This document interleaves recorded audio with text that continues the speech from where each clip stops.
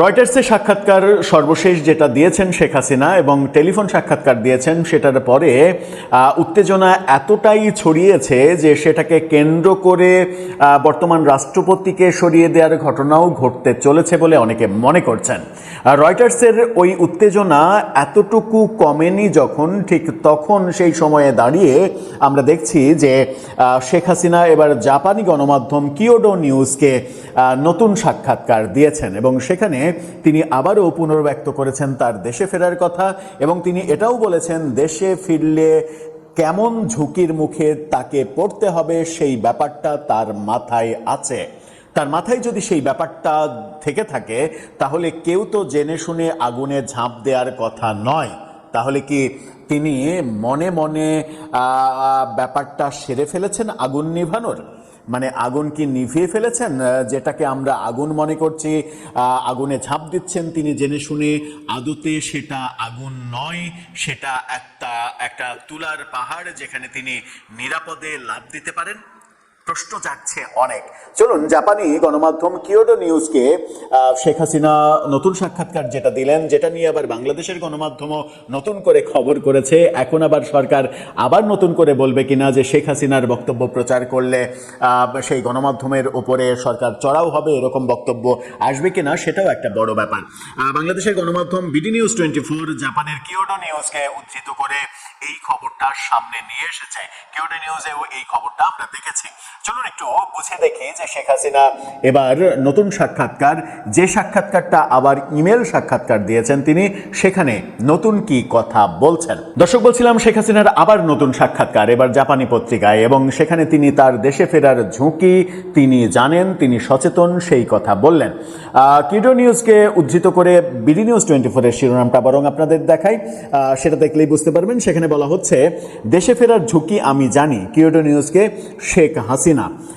মানবতা বিরোধী অপরাধের অভিযোগে ফাঁসির দণ্ডপ্রাপ্ত এই নেত্রী শেখ হাসিনা বলেছেন ঝুঁকির বিষয়টি জেনেও তিনি দেশে ফিরতে বদ্ধপরিকর। জাপানের বার্তা সংস্থা কিয়োডো নিউজকে দেওয়া এক লিখিত সাক্ষাৎকারে বলেছেন, আমি বাংলাদেশে ফিরে আসব, আমি আদালতে হাজির হব। তিনি আদালতে হাজির হবেন, কিন্তু আদালতে হাজির হওয়ার সুযোগ তাকে দেয়া হবে না, এই কথা স্পষ্টভাবে স্বরাষ্ট্রমন্ত্রী এবং আইনমন্ত্রী বলে দিয়েছেন। এর আগে বার্তা সংস্থা রয়টার্সকে দেয়া সাক্ষাৎকারের কথা আমরা জানি। তিনি বলেছেন যে আমি শুধু একা নই, নির্বাসিত জ্যেষ্ঠ আওয়ামী লীগ নেতারাও তার সঙ্গে ফিরবেন এবং আত্মসমর্পণ করবেন, সেই কথা বলেছিলেন। এবার কিয়োডো নিউজকে তিনি বলছেন তারা আমাকে কারাগারে পাঠাতে পারে, এমনকি আমাকে ফাঁসিতে ঝোলানোর চেষ্টা করতে পারে, আমি সেই ঝুঁকির কথা জানি। এখানে তিনি বলছেন চেষ্টা করতে পারে, তার মানে তারা আমাকে ফাঁসিতে ঝুলাতে পারে, সরাসরি এই কথাটা বলছেন না, বলছেন চেষ্টা করতে পারে। তার মানে এখানে অনেক যদি কিন্তু কাজ করছে তার মনের মধ্যে এবং তার প্রিপারেশনের মধ্যে। ছাত্র জনতার যে অভ্যুত্থান, সেই অভ্যুত্থানের পরে তার বিচারের প্রক্রিয়াগুলো আমরা সবাই জানি। শেখ হাসিনাকে ফিরিয়ে আনার চেষ্টাও সরকার করছে, সেটাও আমরা জানি। কিয়োডো নিউজকে দেওয়া সাক্ষাৎকারে মৃত্যুদণ্ডের যে রায়, আদালতের যে রায়, সেই রায়কে প্রত্যাখ্যান করেছেন, বলেছেন রাজনৈতিক উদ্দেশ্য প্রণোদিত এই রায়, অর্থাৎ সেই রায় সুষ্ঠু বিচার না, বিচারের নামে প্রহসন, নাটক, মিডিয়া ট্রায়াল, এরকম আখ্যা দেওয়ার চেষ্টা করেছেন। শেখ হাসিনা যে সাক্ষাৎকার বলছেন, বাংলাদেশের ভবিষ্যৎ প্রসঙ্গে কথা বলেছেন। শেখ হাসিনা হত্যার নির্দেশ দিয়েছেন, যে অভিযোগগুলো আসছে সেগুলো তিনি অস্বীকার করছেন। কিয়োডো নিউজকে তিনি বলছেন স্বাধীন বিদেশি ফরেনসিক বিশেষজ্ঞরা যদি প্রত্যেক ব্যক্তির মৃত্যুর কারণ এবং কোন অস্ত্র বা গুলি থেকে তা হয়েছে তা পরীক্ষা করেন, তাহলে এখনও সত্য উদ্ঘাটন করা সম্ভব।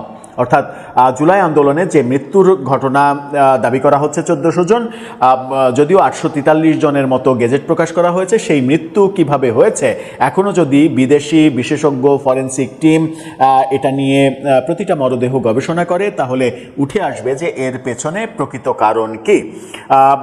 তিনি বলছেন যে বাংলাদেশের ভবিষ্যৎ নিয়ে তিনি বলছেন একটি স্থিতিশীল বাংলাদেশ শুধু বাংলাদেশের জন্য নয়, দক্ষিণ এশিয়া, বঙ্গোপসাগরীয় অঞ্চল, উন্নয়ন সহযোগী এবং জাপানের মতো যেসব দেশ আমাদের উন্নয়ন যাত্রায় আস্থা, সম্পদ ও বন্ধুত্বের বিনিয়োগ করেছে তাদের জন্য গুরুত্বপূর্ণ। দেশের প্রয়োজন ক্ষত নিরাময়, তবে পুনর্মিলনের অর্থ দায় মুক্তি হতে পারে না। অপরাধের জন্য দায়ীদের যথাযথ আইনি প্রক্রিয়ার মুখোমুখি হতে হবে এমন কথাও বলেছেন। যারা অপরাধী তাদেরকে আইনের মুখোমুখি হতে হবে, তার মানে তিনি নিজেকে অপরাধী মনে করছেন না। বাংলাদেশে এখন শেখ হাসিনার দল আওয়ামী লীগের রাজনীতি নিষিদ্ধ, ফলে নির্বাচনে অংশগ্রহণ করতে পারেননি। সেই প্রসঙ্গ ধরে শেখ হাসিনা বলেছেন আগামী 1 দশক পুনরুদ্ধার ও নবায়নের দশক হতে পারে, তবে তা তখনই সম্ভব যখন গণতন্ত্র পুনঃপ্রতিষ্ঠিত হবে এবং জনগণকে নিজেদের ভবিষ্যৎ নিজেরাই নির্ধারণ করার সুযোগ দেয়া হবে। তার মানে তিনি পরোক্ষভাবে যেটা বলতে চাচ্ছেন, জনগণ এখন মানে স্বাধীনতা ভোগ করছে না, জনগণ এখন পরাধীন। এই পরাধীন জনগণকে স্বাধীনতা দিতে হবে, তারপরে আগামী 1 দশক গণতন্ত্র এবং মানে সব কিছু পুনরুদ্ধারের জন্য সময় ব্যয় হবে। তার মানে তিনি বলতে চাচ্ছেন যে গত 2 বছরে দেশ এতটা পিছিয়েছে যে এটা মানে এই ক্ষত পুনর্নির্মাণের জন্য আগামী 1 দশক কিংবা 10 বছর সময় লাগবে।